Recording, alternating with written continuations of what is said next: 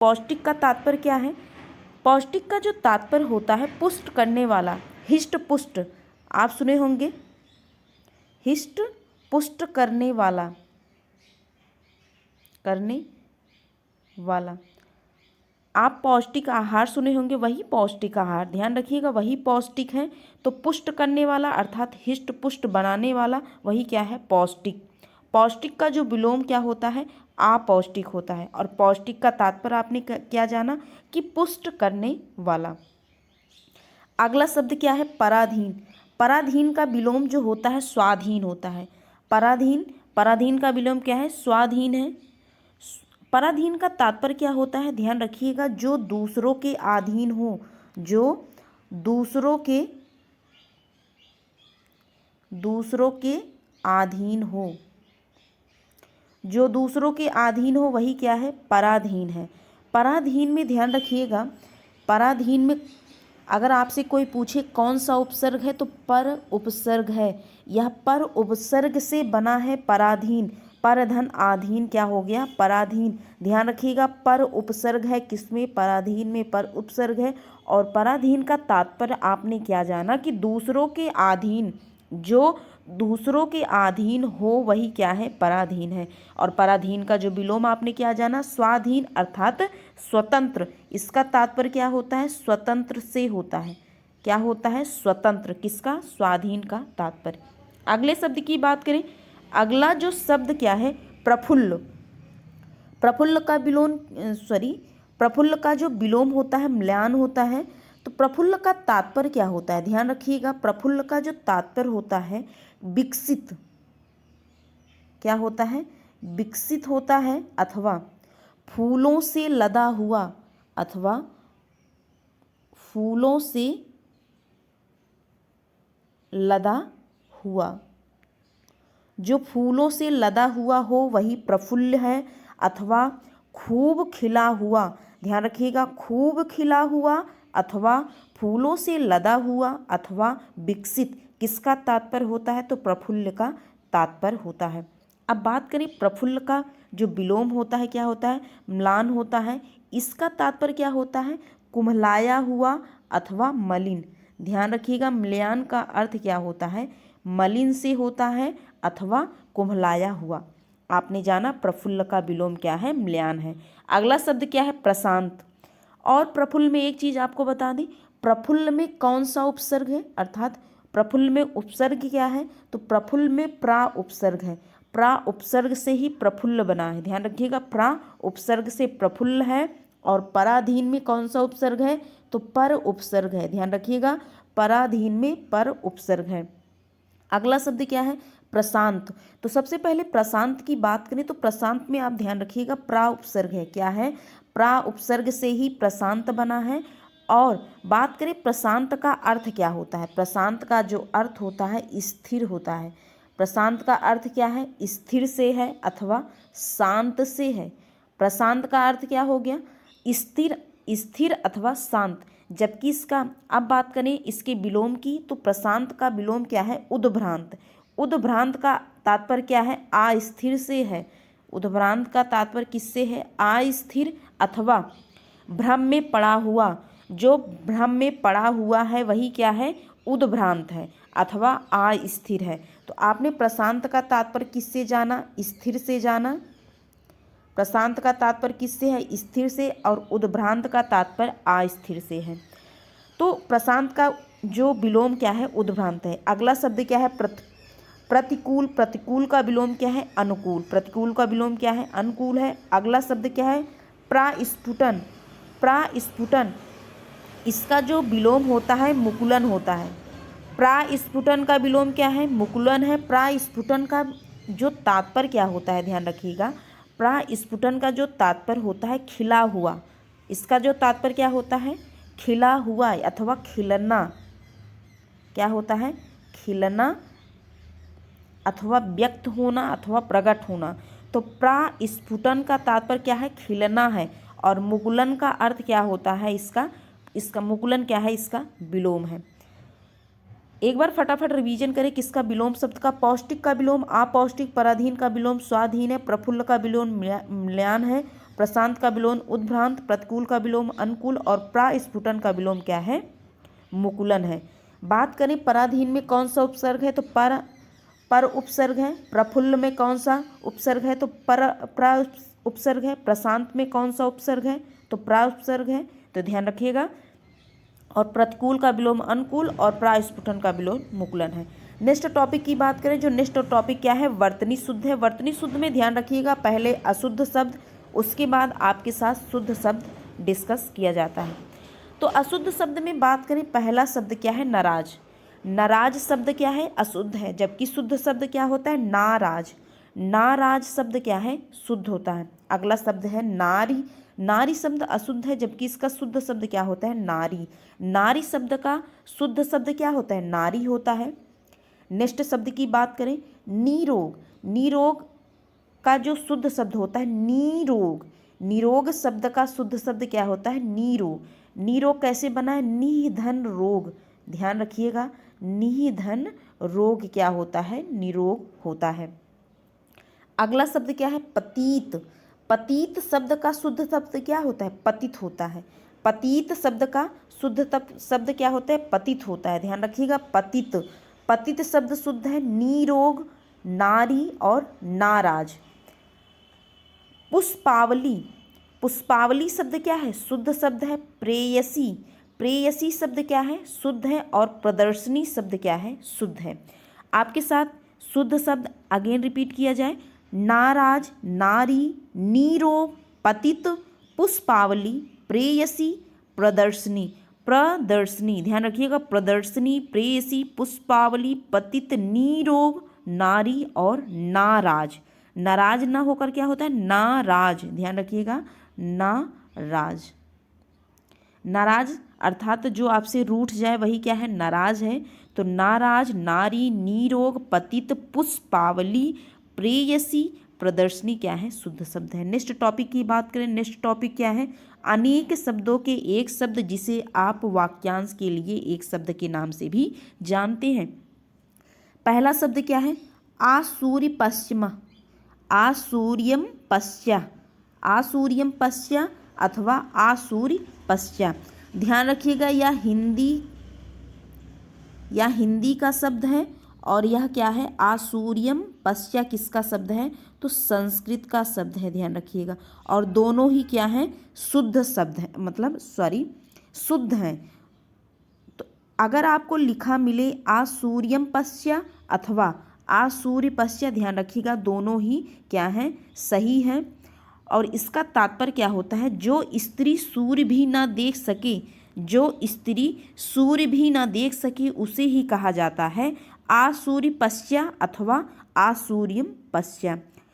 तो आसूर्यम पश्चा क्या है? संस्कृत शब्द है। आसूर्य पश्चा क्या है? हिंदी शब्द है। इसमें अंतर क्या है? इसमें सिर्फ माँ आधा माँ लगा हुआ है। जो संस्कृत शब्द है उसमें आधा माँ लगा हुआ है, और जो हिंदी का शब्द है उसमें माँ नहीं लगा है। तो ध्यान रखिएगा, यही अंतर है, आसूर्यम पश्चा अथवा आसूर्य पश्चा। जो स्त्री सूर्य भी न देख सके उसे ही कहा जाता है। अगला शब्द क्या है? विदुषी। विदुषी किसे कहा जाता है? जो स्त्री किसी विषय को अच्छी तरह जानती हो। जो स्त्री किसी विषय को अच्छी तरह जानती हो वही क्या है? विदुषी है। अगला शब्द क्या है? शास्त्राज्ञा।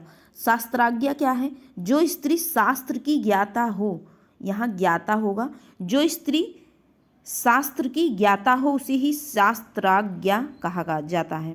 स्त्रैण क्या है? स्त्री के वश में रहने वाला।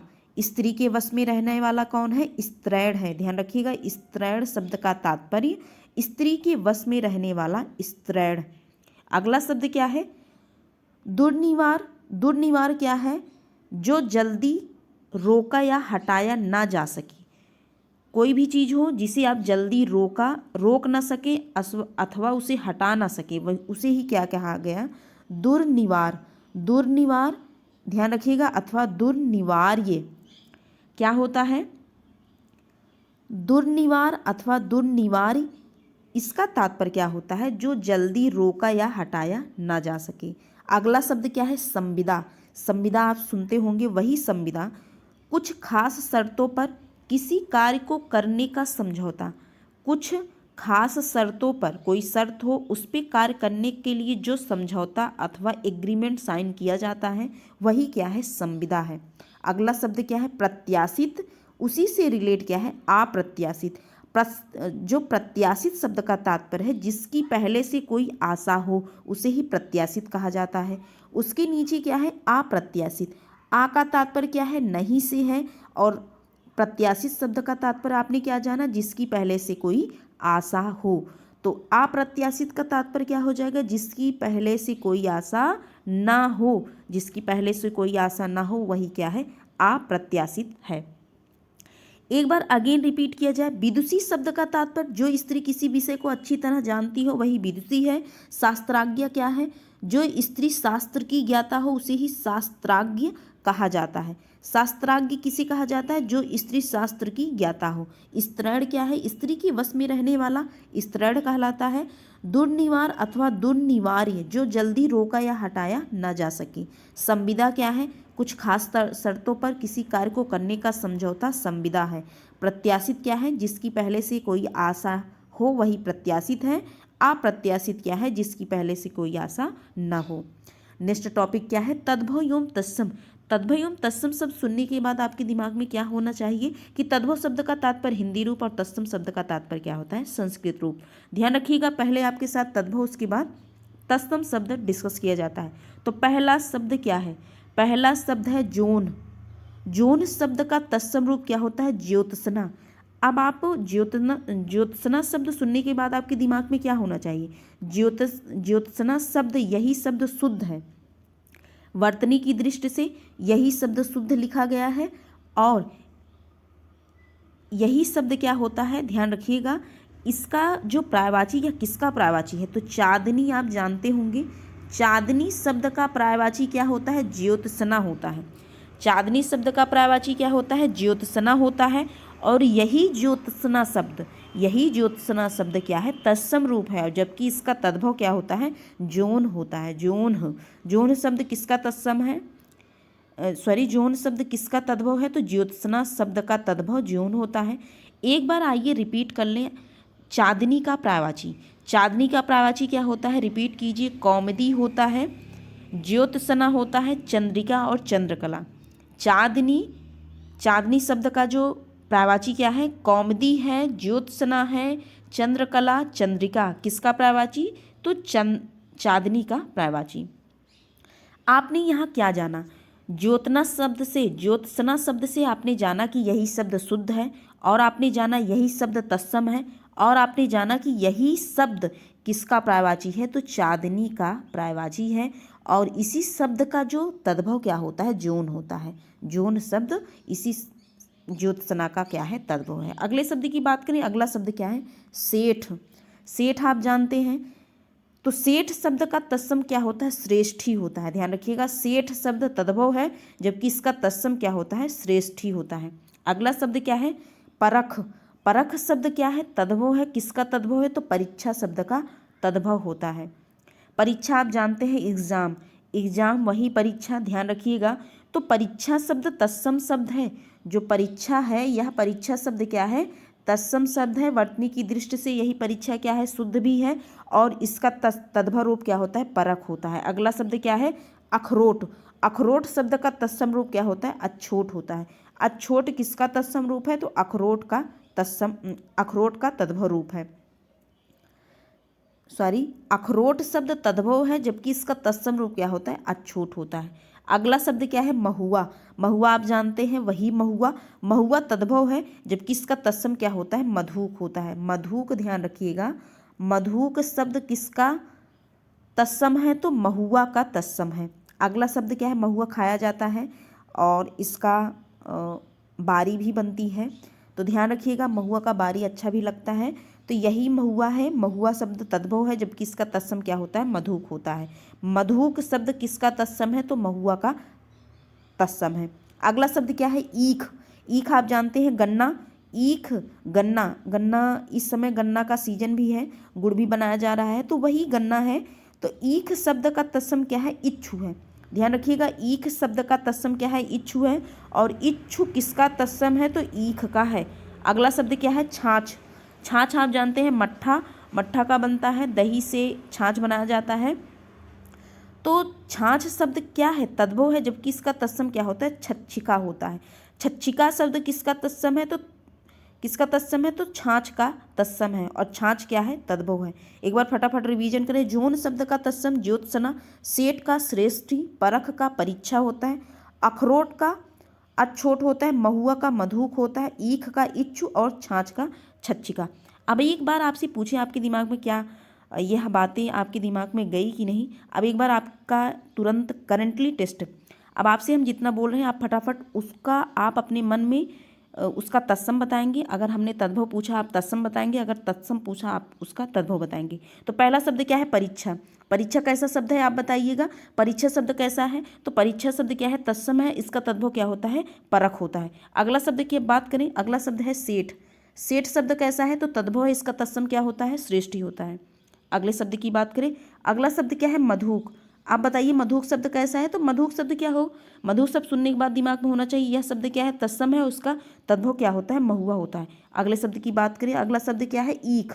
अगला शब्द क्या है, ईख। ईख शब्द क्या है, तद्भव है, इसका तत्सम क्या होता है, इच्छु होता है। अगले शब्द क्या है, अगला शब्द है अखरोट। अखरोट शब्द क्या है, अखरोट शब्द है तद्भव, इसका तत्सम क्या होता है, अछोट होता है। अगला शब्द क्या, जोन। जोन शब्द क्या है, तद्भव है, इसका तत्सम क्या होता है, ज्योत्सना होता है। नेक्स्ट और लास्ट शब्द की बात करें, अगला शब्द क्या है, छाछ। तो छाछ का शब्द कैसा है, तो छाछ ध्यान रखिएगा मट्ठे से बनाया जाता है, अर्थात दही, दही से बनता है छाछ। तो छाछ शब्द कैसा है, तद्भव है, इसका तत्सम क्या होता है, छच्छिका होता है। आई होप आपके दिमाग में तद्भव तत्सम का जितना आपके साथ यहाँ पढ़ाया गया आपके दिमाग में होगा। तो आगे बढ़ें। नेक्स्ट टॉपिक क्या है, तो विशेष एवं विशेषण है। तो विशेष एवं विशेषण ध्यान रखिएगा, विशेष का तात्पर्य क्या होता है, संज्ञा से होता है, और इसका विशेषण, विशेष का विशेषण अर्थात संज्ञा का विशेषण। तो जो विशेष है, सबसे पहले आपके साथ विशेष से डिस्कस किया जाता है, उसके बाद विशेषण। तो पहला शब्द क्या है, ऊपर। ऊपर शब्द का विशेषण क्या होता है, ऊपरी होता है। ऋषि का विशेषण आर्ष होता है, ध्यान रखिएगा महत्वपूर्ण है, आर्ष। आर्ष शब्द किसका विशेषण है, तो ध्यान रखिएगा ऋषि शब्द का विशेषण, अर्थात ऋषि क्या हुआ, संज्ञा हुआ। अगला शब्द क्या है, एकांत। एकांत शब्द का विशेषण एकांतिक है। एकीकरण का विशेषण क्या होता है, एकीकृत होता है। एकीकरण का विशेषण क्या है, एकीकृत है। एक का विशेषण ऐकिक होता है। ऐकिक नियम आपने पढ़ा होगा, ध्यान रखिएगा, जो ऐकिक नियम आप मैथ में पढ़ते हैं वही ऐकिक शब्द क्या है, विशेषण है, वो भी किसका विशेषण है, एक का विशेषण है, वन, जिसको इंग्लिश में आप वन कहते हैं। अगला शब्द क्या है, एशिया। एशिया का विशेषण क्या है, एशियाई। एशिया क्या है, महाद्वीप है। एशियाई खेल आप सुने होंगे, एशियाई खेल। तो एशियाई खेल क्या है, एशियाई शब्द, एशियाई खेल में जो एशियाई शब्द क्या है, वह विशेषण है किसका, एशिया का विशेषण है। एशिया शब्द का जो विशेषण क्या होता है, एशियाई होता है, ध्यान रखिएगा। एशिया शब्द का विशेषण क्या है, एशियाई। एशियाई खेल होता है, आप जानते हैं, करंट अफेयर में पढ़ते होंगे। वही एशियाई शब्द ध्यान रखिएगा जो उसमें है वो क्या है, विशेषण शब्द का उसमें प्रयोग किया गया है, वो भी किसका विशेषण है, तो एशिया का विशेषण है। एशिया शब्द आप जानते हैं बहुत ही चर्चित शब्द है, आप इसको जियोग्राफी में पढ़ते होंगे। अगला शब्द क्या है, एसड़। एसड़ शब्द का जो विशेषण क्या होता है, ईस्ट होता है, ध्यान रखिएगा। एसड़ शब्द का विशेषण क्या होता है, ईस्ट होता है। अगला शब्द क्या है, एहसान।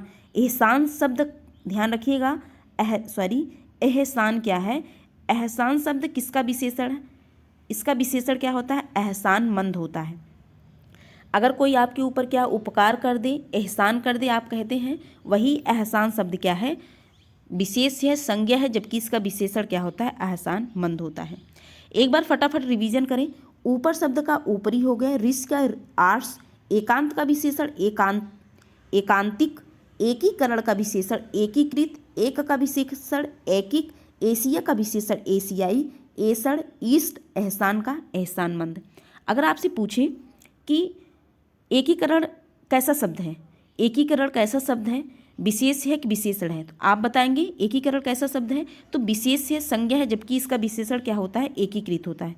अगर आपसे कोई पूछे एक शब्द कैसा है, तो ध्यान रखिएगा एक शब्द क्या है? संज्ञा है, जबकि इसका विशेषण क्या होता है? ऐकिक होता है। अगर आपसे कोई पूछे एशिया, एशिया कैसा शब्द है? तो एशिया शब्द क्या है? संज्ञा है, अर्थात विशेष है, इसका विशेषण क्या होता है? एशियाई होता है। अगला अगला एक शब्द आपसे पूछे कि ऋषि, तो ऋषि आप जानते हैं, तो ऋषि कैसा शब्द है? यह संज्ञा है, अर्थात विशेष है, और इसका विशेषण क्या होता है? आर्ष होता है। अगर आपसे पूछा जाए एकांत शब्द, तो आप क्या बताएंगे? एकांत शब्द कैसा शब्द है? एकांत शब्द क्या है? संज्ञा है, और इसका विशेषण क्या होता है? एकांतिक होता है। नेक्स्ट टॉपिक की बात करें, जो नेक्स्ट टॉपिक क्या है? पर्यायवाची शब्द। तो पर्यायवाची शब्द में आप ध्यान रखिएगा, आपके साथ 3 पर्यायवाची शब्द डिस्कस किए जाएंगे। पहला जो है तम है, और दूसरा क्या है? तिरस्कार है, और तीसरे की बात करें, तीसरा शब्द क्या है? तैयार। तीसरा शब्द क्या है? तैयार। तो तम शब्द ध्यान रखिएगा किसका पर्यायवाची? तो अंधेरा आप सुने होंगे, अंधकार सुने होंगे, अधियारा सुने होंगे, इसी का पर्यायवाची, अर्थात यह सब किसका पर्यायवाची? तो तम का पर्यायवाची, अंधेरा का पर्यायवाची है। तम का पर्यायवाची आइए डिस्कस करें। तो जो तम का पर्यायवाची क्या होता है? तिमिर होता है, तमस होता है, तमिश्रा। तिमिर, तमस, तमिश्रा, अंधेरा, अंधकार, अधियारा अथवा ध्वांत। ध्वांत ध्यान रखिएगा किसका पर्यायवाची है? तो यह तम अथवा अंधेरा का पर्यायवाची होता है। हमारे साथ रिपीट कीजिए, तिमिर, तमस, तमिश्रा, तिमिर, तमस, तमिश्रा, अंधेरा, अंधकार, अधियारा, ध्वांत। अंधेरा, अंधकार, अधियारा, ध्वांत। तिमिर, तमस,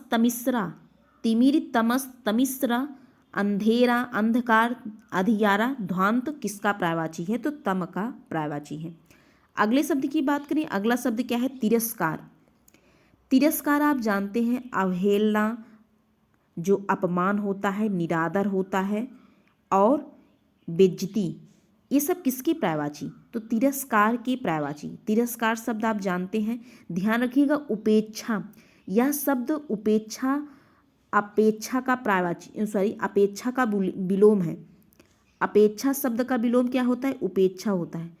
अपेक्षा शब्द का विलोम क्या होता है? उपेक्षा होता है। अपेक्षा का तात्पर्य क्या होता है? इच्छा से, सम्मान से होता है, और इसका जो विलोम होता है उपेक्षा होता है, और उपेक्षा का तात्पर्य क्या होता है? तिरस्कार से, अपमान से होता है। तो ध्यान रखिएगा, जो उपेक्षा शब्द है किसका पर्यायवाची है? तो तिरस्कार का है। अपमान हो गया, निरादर हो गया, अवमानना शब्द आपको ध्यान रखना है, उपेक्षा शब्द ध्यान रखना है। कौन कौन से शब्द? अपेक्षा और अवमानना, ये शब्द क्या है? तिरस्कार के पर्यायवाची हैं। अवहेलना आप जानते हैं, बेइज्जती आप जानते हैं, अपमान जानते हैं, और निरादर शब्द भी जानते हैं किसके पर्यायवाची हैं? तो तिरस्कार के पर्यायवाची हैं। उपेक्षा शब्द और अवमानना शब्द किसका पर्यायवाची? तो तिरस्कार का। उपेक्षा शब्द तिरस्कार का पर्यायवाची, और क्या होता है पर्यायवाची तिरस्कार का? तो अपमान हो गया, निरादर हो गया, अवहेलना, बेइज्जती। अगले शब्द की बात करें, अगला शब्द क्या है? तैयार। अगला शब्द क्या है? तैयार है। तैयार आप जानते हैं, इसका जो तात्पर्य, इसका पर्यायवाची क्या होता है? उद्यत होता है। आपको क्या बताया गया था? आधा दा प्लस या मिलकर क्या बनता है? दिया बनता है। ध्यान रखिएगा, दिया। और यह उद्दत कैसे लिखा गया है? ध्यान रखिएगा, आपको ऐसे लिखा मिल सकता है, उद्दत शब्द ध्यान रखिएगा, ऐसे आपको उद्दत मिलेगा। आधा दा और पूरा या मिलकर दिया बनता है। क्या बनता है? दिया बनता है। उद्दत किसका पर्यायवाची? तो तैयार का पर्यायवाची। तत्पर किसका पर्यायवाची? तैयार। कटिबद्ध, ध्यान रखिएगा, आपको यह कटिबद्ध का अर्थ भी मिलता है, तो ध्यान रखिएगा कटिबद्ध का अर्थ क्या होता है? तैयार होता है। और सनच किसका पर्यायवाची है? तो तैयार का है। और मुस्तैद, ध्यान रखिएगा, मुस्तैद शब्द किसका पर्यायवाची है? तो तैयार का पर्यायवाची है। आपने तैयार के शब्द, जो तैयार शब्द है, रेडी आप जिसे इंग्लिश में कहते हैं, वही रेडी शब्द। तत्पर आप जानते हैं, के लिए तत्पर रहना। तो तत्पर शब्द, उद्यत शब्द, कटिबद्ध शब्द और सन्नच्छ शब्द और मुस्तैद शब्द किसका पर्यायवाची है? तो तैयार का पर्यायवाची है। आपने यहाँ क्या जाना कि दा, आधा दा और पूरा या मिलकर दिया बनता है। उद्यत ऐसे भी लिखा मिल सकता है आपको। और यहाँ जो कटिबद्ध लिखा गया है, कटिबद्ध आपको ऐसा लिखा मिलेगा।